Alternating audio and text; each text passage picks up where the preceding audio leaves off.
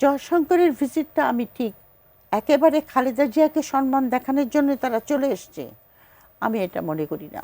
এটার মধ্যে তার একটা মেসেজ আছে তার একটা, এবং উনি একটা মুখবন্ধ খাম দিয়েছেন তারেক রহমানের হাতে।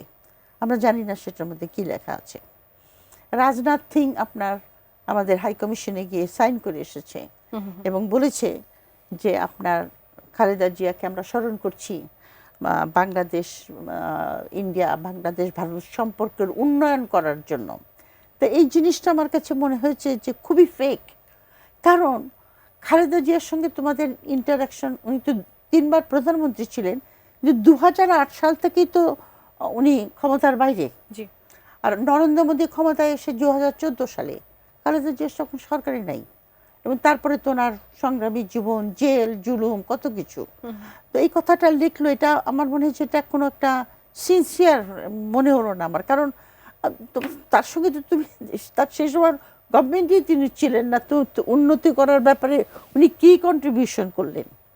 আর খালেদা জিয়ার যে জীবন, তার যে জেল জুলুম, চিকিৎসা থেকে বঞ্চিত করা, সব কিছুর পিছনে তো আপনার আগের সরকার হাসিনার সরকার ছিল, তা হাসিনাকে মদতটা কে দিয়েছে সেটাও আমরা জানি।